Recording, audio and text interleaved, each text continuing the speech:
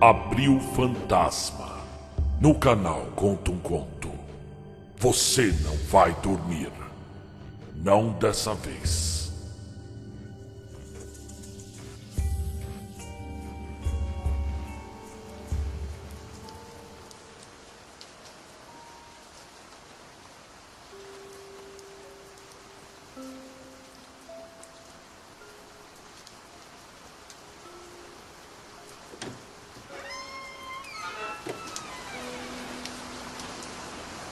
Boa noite. Nossa, mas que cheiro é esse?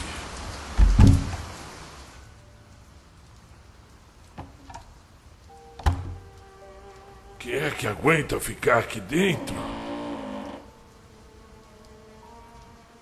Pelo jeito você passou mais um dia aí, olhando para a lareira apagada. Você deve estar cheio de problema, não é?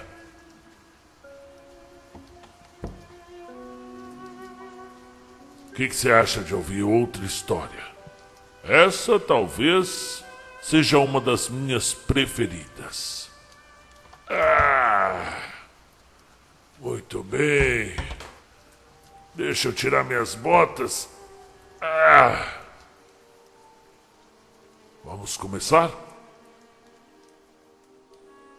Conta um Conto apresenta Relatos de Fantasmas. Parte 3.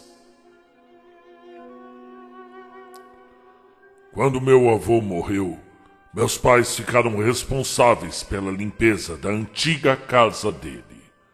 Eu ajudei na tarefa algumas vezes e, na noite antes de terminarmos, eu sonhei com meu avô no porão, apontando para um espaço atrás da escada.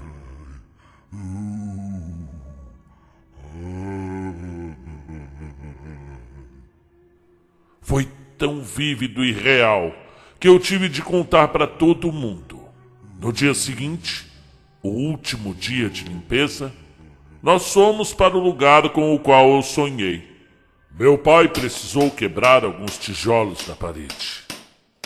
E o que a gente encontrou encheu toda a família de terror. Debaixo da escada, emparedada no vão, simplesmente estava a minha avó, com a roupa que havia desaparecido há 20 anos.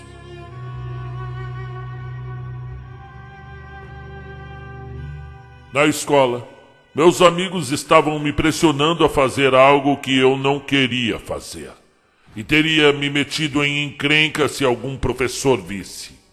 Mas senti que não tinha escolha. Eu me lembro claramente de pensar: se existir algum anjo da guarda, por favor, ative o alarme de incêndio ou algo do tipo.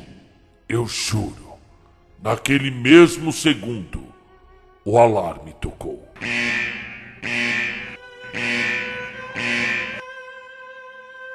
Meus pais sempre foram muito dependentes um do outro e gostavam disso.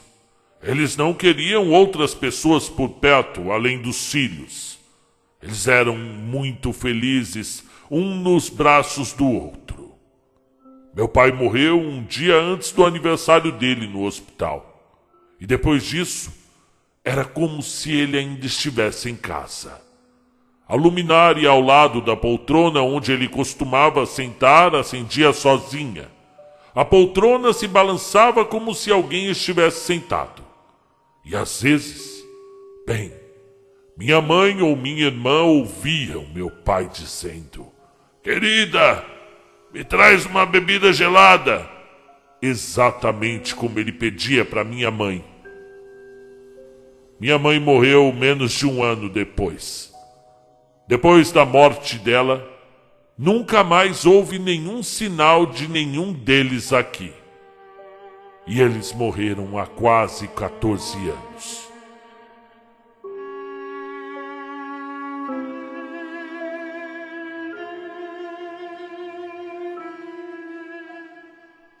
Eu trabalhava como segurança noturno para um pequeno escritório em uma instalação sanitária. Só havia uma entrada no prédio e era obrigatório fazer check-in com a segurança para entrar ou sair dele. Em uma noite, um funcionário apareceu. Ele fez o check-in e disse que precisava resolver algumas coisas. Olhei a identidade dele, liguei algumas luzes e voltei para os meus afazeres. Algumas horas depois, meu turno estava quase acabando e eu ainda não tinha visto o cara ir embora. Decidi então procurá-lo pelo prédio, mas olhem só, eu não consegui encontrá-lo em lugar nenhum. Voltei para a segurança para verificar se não tinha havido um desencontro, mas ninguém estava lá. Procurei de novo, nenhum sinal. Nessa hora decidi olhar as câmeras para ver onde ele havia se metido. Ele estava na câmera, aquela que mostrava a entrada, aquela da guarita de segurança. Ele tinha entrado na empresa e dobrado o corredor, mas não apareceu nas imagens da próxima câmera daquele local. Aí eu registrei o incidente e dei-o fora dali, o mais rápido que eu pude. No dia seguinte, meu chefe me ligou e disse que aquele funcionário estava de férias. Só voltaria alguns dias depois. Ninguém conseguiu explicar o que aconteceu.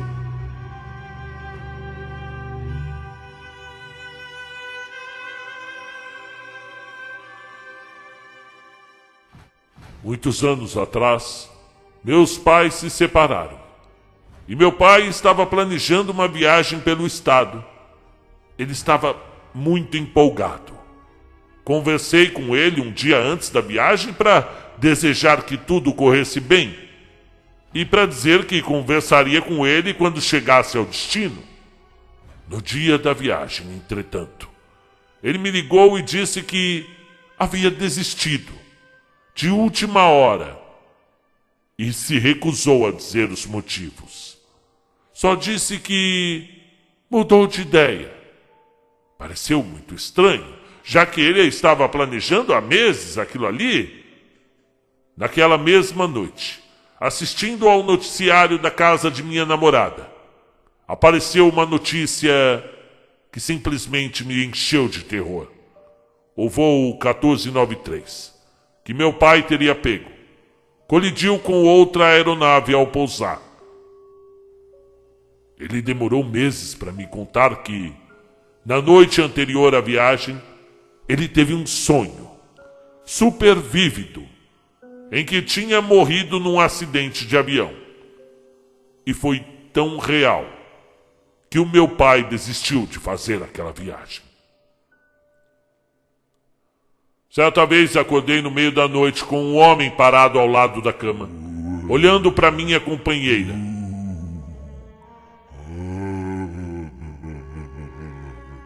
Ele era meio translúcido, mas eu achei que era só mais um episódio de paralisia do sono. Eu já tinha tido antes paralisia, e eu sabia o que fazer. E então me virei e voltei a dormir. Em geral, a paralisia do sono não permite que a gente se mexa. Então meu coração disparou, quando eu percebi que não era isso, que precisava me virar de novo, para ter certeza do que tinha visto. A pessoa ainda estava lá. O homem, de pé, olhando para ela. Depois me encarou por um tempo, até que se virou e caminhou em direção à parede, desaparecendo um pouco a cada passo. Na manhã seguinte, minha companheira disse que tinha tido a pior noite de sua vida, pois sentia que alguém estava observando. Com 9 ou 10 anos de idade, tive um péssimo ano, com graves problemas mentais. Então, quando eu estava no fundo do poço, comecei a sonhar com uma mulher loira que me dizia para esperar, que as coisas iriam melhorar. Era bem reconfortante e sereno. Eu não sabia quem ela era, então achei que era apenas a minha imaginação. No final das contas, as coisas se acalmaram e os sonhos acabaram parando. Depois de 1 ano, minha mãe foi olhar os antigos álbuns de família e eu gelei. Eu vi a mulher loira dos meus sonhos. Perguntei quem ela era e descobri que era uma tia de minha mãe, que tinha morrido um pouco depois de eu nascer.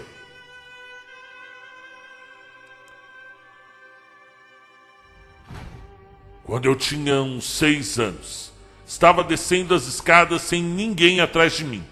E de repente, senti calafrios e o toque fraco de uma mão sobre o meu ombro. E logo a seguir, fui basicamente empurrado para baixo. Foi na escada. Eu tinha sido empurrado. Eu fiquei bem, só com alguns cortes e roxos, mas ainda me lembro da sensação, daquela mão invisível no meu ombro. Isso ainda me assombra. Certa vez estava indo para o trabalho, quando fui atravessar uma rua movimentada e senti uma mão apertar bem forte o meu ombro, me impedindo de caminhar. Um carro passou correndo. Podia ter me matado. Não tinha ninguém atrás de mim. Ninguém perto o suficiente para ter feito aquilo. Absolutamente ninguém. Querida vovó, quando meu irmão era pequeno, minha mãe o pegou rindo e correndo pela sala. Quando ela perguntou o que ele estava fazendo, ele respondeu: "Tem uma vovozinha, mãe. Tem uma vovozinha correndo atrás de mim." E ria. Uma semana depois, mais ou menos, ela estava vendo algumas fotos antigas, quando meu irmão puxou uma foto da mãe de minha mãe, que morreu muitos anos antes dele nascer. Ele abriu um sorriso enorme e disse: "É ela, mamãe. É ela. É a velhinha que estava correndo atrás de mim."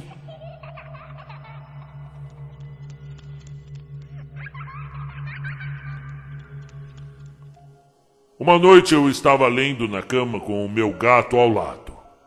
Então ouvi passos de alguém que tinha acabado de chegar em casa, andando em direção ao meu quarto. Pensei que era o meu irmão. Bom, não era. Sem brincadeira. Os passos foram se aproximando da minha porta e atravessaram e continuaram soando dentro do meu quarto. As tábuas do piso rangiam ao lado da minha cama, mas eu não via ninguém. Eu me lembro de olhar para a cara do meu gato, que também olhou para mim, e a gente ficou nessa, pensando: que merda é essa? O que foi isso? Foi assustador, para mim e para o meu gato.